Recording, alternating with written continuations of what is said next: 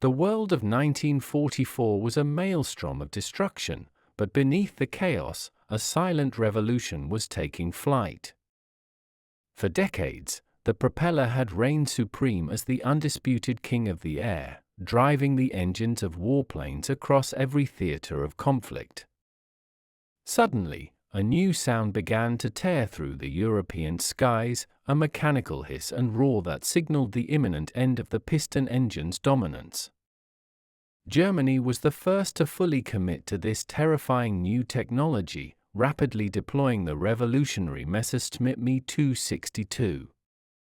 The Me-262 was sleek, fast, and terrifyingly advanced, instantly rendering even the best Allied fighters obsolete in terms of raw speed. Luftwaffe test pilots, the elite of the German Air Corps, were the beneficiaries of this incredible leap forward in engineering. They felt an unparalleled sense of technological superiority, believing the Me-262 gave them an unassailable edge over their opponents. This belief was not merely national pride, it was grounded in the undeniable performance metrics of their new jet aircraft.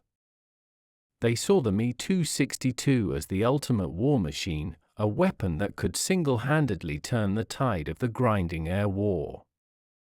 The Allies, though desperately working on their own jet projects, seemed hopelessly behind in the race for true aerial supremacy.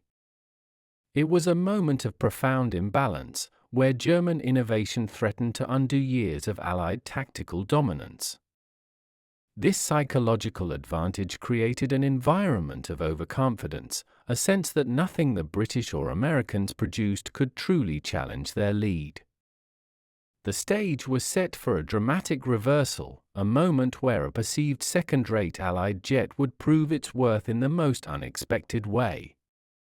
The transition from propeller to jet power was more than a change in engine, it was a fundamental shift in the geometry of air combat forever. The sheer speed and altitude capabilities promised by jet propulsion opened up entirely new doctrines for attack and defense. These German aviators, witnessing the future in their own cockpits, were right to feel pride in their nation's scientific prowess. However, they were dangerously wrong to dismiss the efforts of their counterparts across the English Channel.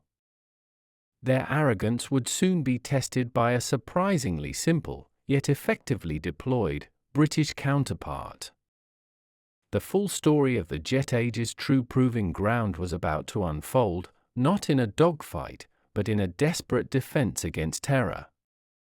While the Me-262 was stunning the world, a parallel, highly secretive effort was underway in Great Britain, shrouded in wartime secrecy. This was the Gloucester Meteor, a project that had begun in the quiet minds of brilliant engineers like Frank Whittle, the pioneer of the jet engine concept. Whittle's early designs and persistent work laid the essential foundation for the Allied jet endeavor, battling against bureaucratic inertia and technical hurdles. The Meteor itself evolved from earlier Gloucester prototypes, steadily incorporating the developing technology of the jet power plant. It was designed not as a radical departure from conventional thought but rather as a cautious, reliable, and fundamentally sound airframe to house the new engines. The British design philosophy prioritized robust engineering and ease of manufacture over the dazzling, bleeding-edge performance pursued by the German program. This design choice gave the Meteor a distinctive, slightly less aggressive profile compared to the swept-wing German jet. Its twin-engine layout, chosen for redundancy and to manage the limitations of early engine power, gave it a heavier, more stable appearance.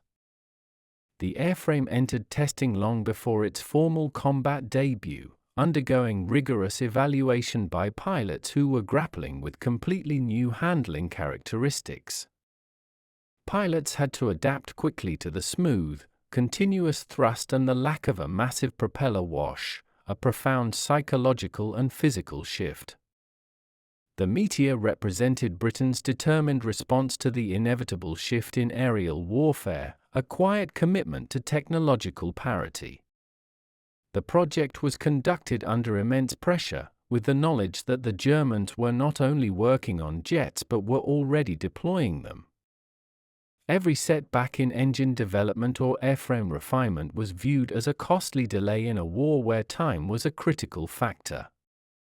Despite being slower and arguably less revolutionary than the Me-262 in its initial form, the Meteor possessed superior reliability and a more forgiving flight profile. It was this inherent trustworthiness that would ultimately define its operational success and longevity in the coming crucial missions. The Allied command understood that a reliable jet, even one slightly slower, was infinitely more valuable than a temperamental technological marvel. The entire effort was a testament to British ingenuity and the ability to rapidly industrialize a complex new weapon system under duress.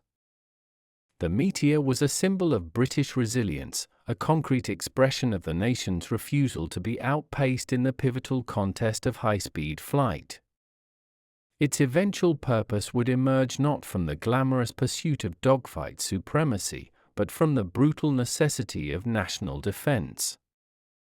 The reaction from the Luftwaffe's elite was one of barely concealed amusement when news of the British Gloucester Meteor eventually trickled through intelligence channels. German test pilots, who had already mastered the nuances of the Me-262, viewed the Meteor with a distinct mixture of technical condescension and outright nationalistic pride. The Me-262 swept-wing design, a more advanced aerodynamic concept, contrasted sharply with the Meteor's traditional straight wings, which appeared antiquated to their eyes. They considered the British jet to be a clumsy, heavier design, a mere stopgap effort to catch up to the true pioneers of jet technology. Their reports often derided its twin-engine configuration, which they felt added unnecessary drag and complexity compared to their sleek, twin-engine fighter. The perceived difference in top speed was a primary source of their mockery, as the Me-262 was demonstrably faster than the early Meteor marks. This speed advantage felt insurmountable, reinforcing the German pilots' belief that their aircraft was a generation ahead of anything the Allies could produce. They were operating from a position of profound technological confidence, having achieved the operational jet fighter first. This arrogance was not entirely unfounded. In a theoretical head-to-head confrontation, the Me-262 held significant performance advantages in acceleration and maximum velocity.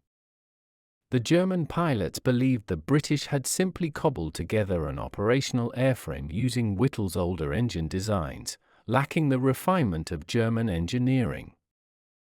Their internal assessments often dismissed the Meteor as a low-priority threat, a machine more capable of reconnaissance or defensive patrolling than aggressive interception. This critical underestimation was a product of the deep-seated military culture that prized offensive technological superiority above all else. They had convinced themselves that the very future of aerial combat belonged exclusively to them, a sentiment fueled by propaganda and early combat successes. They laughed at the photographs and intelligence reports, seeing a design that reflected caution rather than revolutionary brilliance. This dismissive attitude created a dangerous blind spot in their operational planning and strategic intelligence assessments. They failed to consider the practical realities of sustained combat operations, where reliability and logistical support often trumped a few extra knots of speed. The Luftwaffe's focus was perpetually on the next great leap, causing them to overlook the humble, immediate utility of the British jet.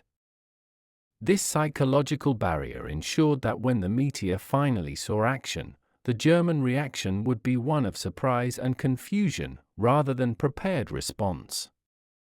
The German test pilot's scorn was less a technical judgment and more a reflection of their own inflated sense of destiny and technical infallibility. When the Gloucester Meteor finally achieved operational status, its initial performance figures failed to impress the highly critical German analysts and pilots. The early Meteor I was only marginally faster than the fastest piston-engined fighters the Allies had in service, such as the Hawker Tempest and the P-51 Mustang. This perceived lack of a significant speed differential reinforced the Luftwaffe's initial conclusions that the British jet was largely irrelevant to the ongoing air campaign. The German test pilots had hoped for a truly formidable adversary, a machine worthy of the Me-262's advanced capabilities, but the Meteor seemed merely competent. They watched the reports detailing its deployment to the British home defence sectors with a shrug, convinced it was just a political gesture or a morale boost. The laughter was not malicious but dismissive, a genuine reflection of their judgment that Britain had failed to produce a truly competitive machine. They believed the propaganda machine had overhyped what was essentially a very fast propeller plane without the propeller. This error stemmed from comparing the Meteor solely against the offensive capabilities of the Me-262, neglecting the defensive role it was being prepared for. The Meteor was a straight-wing design, a feature that instantly connoted old-fashioned aviation principles to the German jet pioneer. The intelligence briefings within the Luftwaffe often included humorous anecdotes about the Englander's twin-engine brick, further cementing the low opinion. The irony was that the Meteor's relative simplicity was a strength, providing higher operational readiness rates than the notoriously temperamental Me-262. The German focus on ultimate speed led them to ignore the crucial factor of availability in the chaotic environment of late-war supply chains. They saw a machine designed for reliability and stability, and they mistook those virtues for a lack of ambition and technological prowess. This period of underestimation gave the British a crucial operational window to deploy the Meteor without facing immediate, concerted attention from the Germans. The Luftwaffe command was far more preoccupied with defending against the massive Allied bomber streams, viewing the Meteor as a distraction, not a threat. Their attention was dedicated to solving the complex issues of their own cutting-edge jets, neglecting to study the potential of the enemy's simpler approach. The German pilots' initial assessment was a classic example of hubris blinding them to the potential of a less-than-perfect, yet operationally effective, weapon system. The sound of their laughter echoed over the runways of Germany, a sound that would soon be drowned out by the roar of a British jet's success. They failed to realize that the Meteor's true battlefield would not be against another fighter, but against a weapon that demanded precision and persistence. The summer of 1944 brought a new and terrifying dimension to the war, a mechanical, impersonal siege of London and southern England. The Meteor-1 flying bomb, or Vergeltungswaffe 1, meaning Vengeance Weapon 1, was Germany's chilling answer to the Allied bombing campaign. This weapon, known derisively to the British as the Doodlebug, was a rudimentary cruise missile powered by a distinctive pulse jet engine. Its flight was characterized by an unmistakable, rhythmic, and deeply unsettling buzzing sound as it traversed the skies. The true horror of the Meteor-1 was not its size but its unpredictability and the psychological warfare it waged on the civilian population. The terrifying sound would abruptly cut out as the Meteor-1 ran out of fuel, leaving a moment of absolute, heart-stopping silence before the final, devastating impact. This silent drop became a perverse symbol of impending doom, a moment of paralyzed dread for everyone beneath its flight path. Launched from sites in occupied France and the Netherlands, the V-1s were aimed indiscriminately at centers of population, primarily London and Antwerp. They represented a new, insidious form of terror, a weapon that required no pilot and could inflict massive damage with cold, detached efficiency. The British defence quickly mobilised, dedicating vast resources to countering this new threat, which was rapidly undermining public morale and disrupting war production. The initial defensive measures included massive anti-aircraft barrages, deployed in a long belt across the expected flight corridor of the bombs. Barrage balloons were also deployed in large numbers, hoping to snare the low-flying missiles, though this method proved unreliable and often dangerous to local structures. The primary aerial defense role fell to the fastest piston-engined fighters, notably the Hawker Tempest, which excelled at high-speed, low-altitude interception.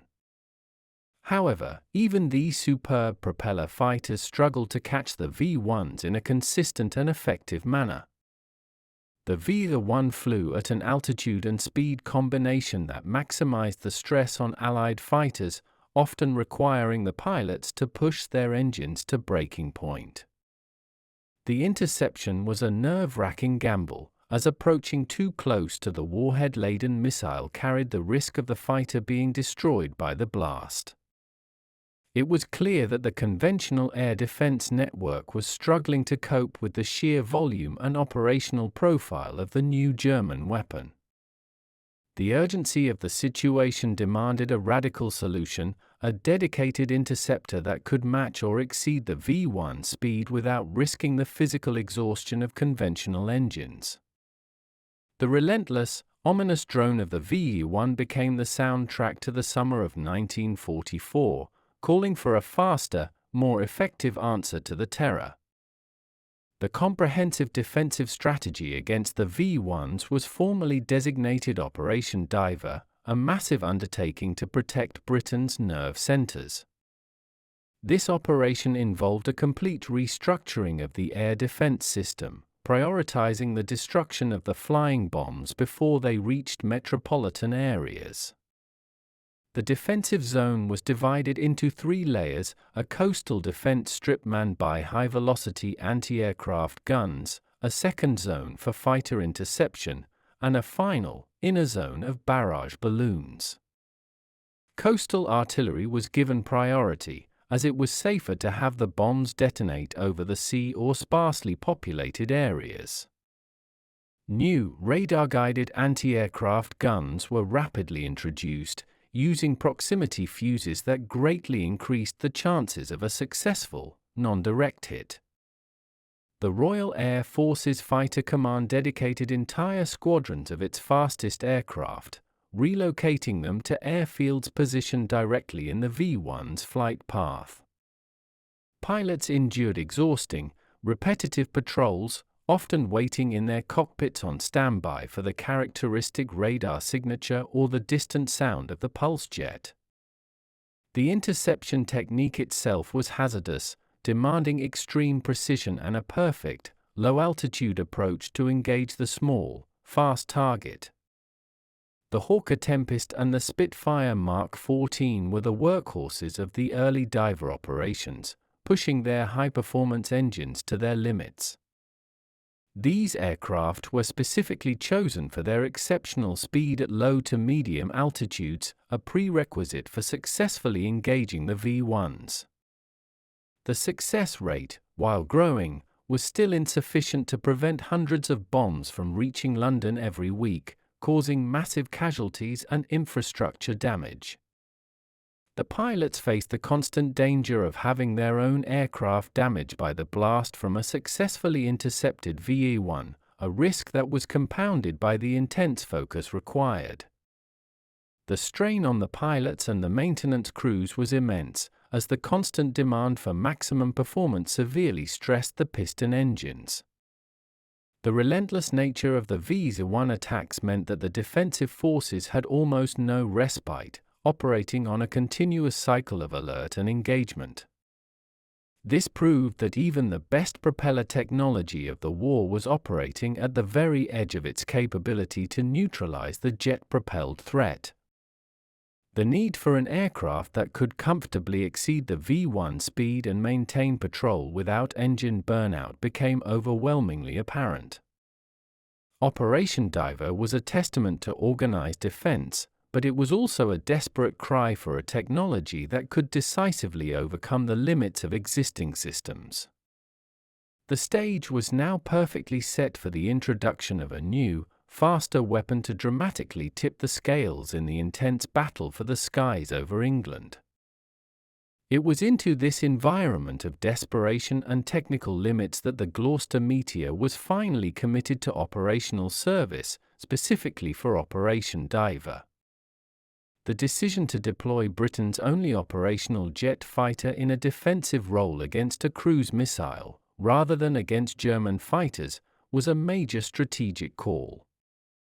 This choice demonstrated that the immediate threat from the V-1 was considered more critical than the perceived threat from the Me-262s over the continent.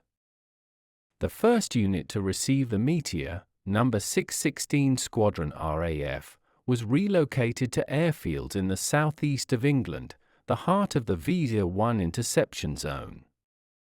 The pilots had to quickly transition from their familiar piston-engined aircraft to the smooth, yet powerful, thrust of the twin Whittle engines. The Meteor's superior speed proved to be the decisive factor, finally giving the interceptors a comfortable margin over the V-1's maximum velocity of around 400 miles per hour. The jet could approach the flying bomb without the intense pressure of over-revving its engines, allowing for a more stable and controlled intercept. The greater altitude capability of the jet also opened up new tactical options for engaging the missiles before they began their final, high-speed descent. Its reliable, relatively low-maintenance engines meant the aircraft had higher sortie rates and could remain on patrol for longer periods than its propeller-driven peers. The jet's operational deployment was initially shrouded in even greater secrecy than its development, primarily to prevent German intelligence from learning of its specific role. British commanders feared that if the Germans knew the Meteor was operational, they might deploy their own Me-262s to interfere with the vital anti-air V-1 mission. The pilots were strictly forbidden from flying over enemy-held territory, ensuring that a downed Meteor would not reveal its advanced technology to the Germans. This self-imposed restriction was a powerful testament to the perceived value and vulnerability of Britain's only true jet fighter. The Meteor's entry into service was quiet and focused, lacking the fanfare that might have accompanied a debut against the elite Me-262. Its mission was purely defensive, a relentless pursuit of the anonymous, terrifying mechanical drone in the sky. The jet's steady performance quickly established it as the most effective tool in the arsenal of Operation Diver, a machine perfectly suited to the unique demands of the mission. It was not glamorous work, but it was life-saving work, providing a critical boost to the morale of the ground crews and the civilian population alike. The sleek, silver jet was now the fastest piece of technology tasked with protecting Britain, a silent, powerful guardian against the fire and terror of the flying bomb. The Gloucester Meteor achieved its first operational V-1 kill on August 4, 1944, a pivotal moment in the history of jet combat. The pilot, Flying Officer Dean, successfully intercepted and destroyed a flying bomb over Kent, marking the true combat debut of the jet fighter. However, the Meteor's most famous and innovative interception technique was not the use of its powerful cannon but a delicate, almost balletic maneuver. Early attempts to shoot down the V-1s using the Meteors for 20mm cannons often proved tricky due to the small target size and the high closing speeds. More importantly, hitting the warhead-laden missile with cannon fire carried the unacceptable risk of the resulting explosion destroying the attacking jet as well. The pilots quickly developed and perfected a non-lethal method of disposal known as tipping or nudging the flying bomb. This daring maneuver involved the Meteor pilot flying their jet at maximum speed to pull alongside and slightly underneath the V-1. The pilot would then carefully use the wingtip of the Meteor to interrupt the airflow over the V-1's short wings, a subtle yet devastating aerodynamic disturbance. This sudden, precise disruption would cause the V-1's crude gyroscope and autopilot to tumble, irrevocably sending the missile into an uncontrolled dive. The impact force of the high-speed air pressure, combined with the gentle physical contact, was enough to defeat the V-1 stability systems. This method was incredibly effective because it guaranteed the V-1 would fall harmlessly into the ground, while simultaneously ensuring the safety of the attacking pilot. It required immense skill, nerve, and precise control of the powerful jet at very high speeds and often very low altitudes. The maneuver perfectly showcased the Meteor's stability and the pilot's mastery over its sophisticated controls, a true demonstration of aerial finesse. It was a brilliant solution to a unique problem, turning a mechanical act of destruction into a feat of technical and piloting skill. The German engineers had never accounted for an adversary that could fly parallel to their bomb and simply flip it out of the sky. This subtle touch became the defining image of the Meteor's service in Operation Diver, an elegant counterpoint to the brutality of the war. The number of V-1s destroyed by this tipping method quickly mounted, demonstrating the ingenious application of the jet speed advantage. It was a victory not just for British technology, but for the cleverness and courage of the RAF pilots who devised and executed the technique. News of the Meteor's success against the V-1s, particularly the innovative tipping method, eventually filtered back to the astonished German intelligence and pilot circles. The laughter quickly evaporated, replaced by a mixture of grudging admiration, strategic concern, and professional respect for the enemy's ingenuity. The German pilots' initial scorn had been based purely on the Meteor's UN-swept wings and perceived speed deficit compared to their own machine. They had judged the jet on the wrong metrics, focusing on offensive potential while the Meteor had been optimized for a defensive, intercept role. The combat reality of the V-1 defense forced them to acknowledge that the British had not only developed a reliable jet but had deployed it with terrifying effectiveness. The simplicity of the Meteor's success, it simply flew fast enough and reliably enough to execute a precise mission, was an undeniable truth.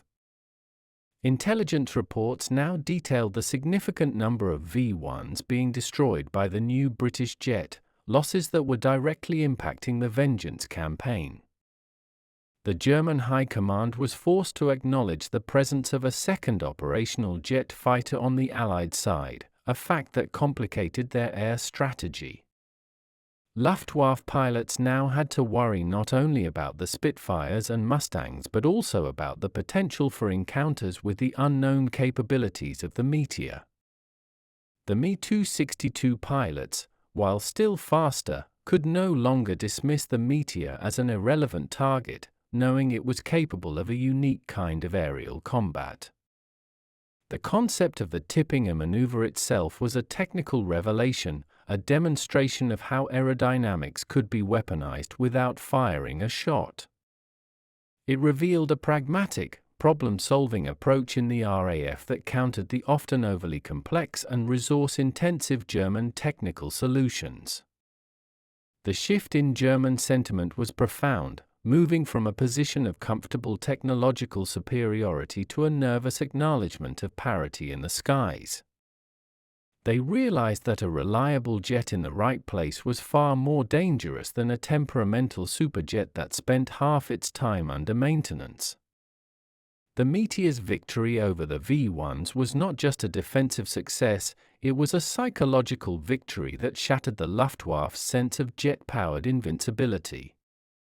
This hard-won respect ensured that the Gloucester Meteor was now treated as a serious combatant, a machine whose very presence demanded a change in German tactics.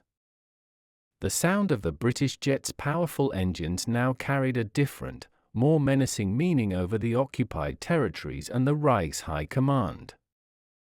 The Gloucester Meteor's key advantage in the VE-1 campaign was the overwhelming tactical superiority that its speed afforded over the flying bomb. The VE-1 cruised at a speed of approximately 400 miles per hour, which was a challenge for even the fastest piston fighters of the day to maintain. The Meteor, even in its early Mk.I and Mk.3 forms, could easily reach and sustain speed significantly above 400 miles per hour without undue strain on its engines. This speed differential was crucial because it allowed the jet to dictate the terms of the intercept, approaching the VE-1 from an optimal angle and closing rate. A conventional fighter would often have only one pass at the VE-1 before having to break off, turn, and then struggle to regain the target. The Meteor, however, could overtake the VE-1, slow down slightly, match its speed for a controlled tipping attempt, and then rapidly pull away to safety. This ability to loiter near the target and execute a precise, controlled action was something no propeller-driven aircraft could consistently achieve. The smoothness of the jet engine's operation also contributed to tactical superiority, providing a stable platform for the pilot to execute the delicate maneuvers. There was no engine torque to fight, no massive propeller wash to disrupt the aim, only the clean, linear thrust of the twin jets. Furthermore, the V-1's flight path was predictable, making it an ideal target for a point defense interceptor that could be vectored directly into its path. The Meteor's ability to climb rapidly to the operational altitude of the VE-1 gave it an immediate height advantage over the launching point. This allowed the jet pilots to spot and engage the target earlier, increasing the reaction time and extending the defensive envelope. The success of the jet against the VE-1 inadvertently demonstrated the future of interception, a reliance on overwhelming speed to neutralize any threat. It proved that for a fast, predictable target, the jet engine was the definitive solution, rendering the propeller obsolete for high-speed defense. The constant, high-speed flight required for diver operations was simply less taxing on the jet airframe and engines than on the finely tuned, highly stressed piston engines. The tactical advantage was not just in maximum velocity but in the sustainable speed and operational reliability that the new technology provided. This lesson in tactical superiority would become the guiding principle for jet fighter design for decades to come, moving forward from the limitations of piston power. The deployment of the Gloucester Meteor was a critical factor in the ultimate neutralization of the VE-1 flying bomb threat over the home front. As more Meteor Mk.3 aircraft became available, alongside the persistent efforts of the Tempest and Spitfire squadrons, the interception rate soared dramatically. By late August 1944, the combined defensive efforts were consistently intercepting and destroying well over 90% of the V-1s launched. The addition of the Meteor solidified the outer defensive ring, ensuring that fewer and fewer of the flying bombs penetrated the fighter and artillery belt. This success was a coordinated triumph of multiple forces, including the advanced radar systems, the precise artillery, and the dedication of all fighter pilots. The jet, however, was the final piece of the puzzle, the instrument that provided the necessary margin of speed and control to decisively finish the job. The sheer volume of V-1s being destroyed by the end of the summer significantly reduced the psychological and physical toll on the British populace. The terror and paralysis that had gripped London began to subside as the rhythmic drone of the VE-1 became a less frequent sound. The relentless bombing campaign by the Allies against the V-1 launch sites in France also played a major role in reducing the stream of incoming missiles. The advance of Allied ground troops following the D-Day invasion was ultimately the decisive factor, as it forced the Germans to pull back or destroy their forward launch infrastructure. Once the launch sites along the French coast were overrun, the long-range V-1 threat to London was effectively eliminated, marking a true end to the terrifying siege. The Meteor's role was finite but utterly crucial during the critical window when the V-1 was at its peak threat, from August to early September 1944. The jet fighter had successfully completed its first combat assignment, proving that the Allied jet program was not a technological afterthought. It demonstrated that British engineering could match German innovation in a practical, operationally sound manner, right when the nation needed it most. The retirement of the Meteor from the V-1 defense was a quiet triumph, signifying that the worst of the aerial siege was finally over. The legacy of this short, intense campaign cemented the Gloucester Meteor as the first jet aircraft to achieve operational success for the Allied side. It had achieved a decisive victory not by destroying a rival fighter, but by flawlessly executing a vital defensive mission against a new kind of terror weapon. The silence that followed the end of the V-1 threat was a far more significant achievement than any air-to-air dogfight victory could have been. The Gloucester Meteor's confrontation with the V-1 flying bomb secured its indelible place in the history of military aviation and jet technology. It holds the unique distinction of being the first and only Allied jet aircraft to achieve operational status and engage in combat during the Second World War. Its initial performance against the flying bomb proved the undeniable superiority of the jet engine for high-speed, high-altitude interception roles. The aircraft's quiet, reliable success countered the widespread, initial mockery from the German side, transforming their condescension into grudging respect. The ingenious tipping maneuver, born of necessity and piloting skill, remains a legendary example of unconventional, effective aerial tactics. The Meteor itself went on to have a long and distinguished career that far outlasted the end of the war, a testament to its robust and sound design. It was rapidly developed into subsequent marks, shedding its early performance limitations to become a highly capable and feared early jet fighter. The Meteor served as the backbone of the post-war RAF, a crucial bridge between the era of piston power and the new age of supersonic flight.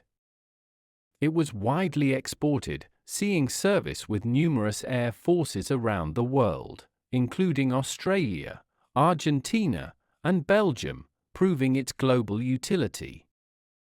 The jet was deployed again in combat during the Korean War, where it faced off against the superior performance of the swept-wing Soviet MiG-15. Though technically outclassed in that later conflict, the Meteor performed valuable ground attack and reconnaissance roles, demonstrating its adaptability. The aircraft's longevity is evidenced by the fact that it continued to serve in training and other roles well into the 1970s in some countries. Its historical narrative is inextricably linked to the V-1, forever coupling the humble, workhorse British jet with the terrifying spectre of the first cruise missile. The Meteor stands as a symbol of pragmatic technological progress, a machine that prioritized reliability and utility over purely theoretical speed records. It was the jet that saved London, a mechanical guardian that flew countless hours against an impersonal enemy, securing the safety of the civilian population. The story of its underestimated beginnings and its crucial role remains a potent reminder that effective warfare is not always about superior speed but superior application. The quiet triumph of the Meteor against the Visa-1 ensures that the laughter of the German test pilots is forever silenced by the lasting roar of the twin British jet engines. Its legacy is one of persistence, reliability, and the quiet, undeniable victory of solid engineering over initial, dismissive arrogance.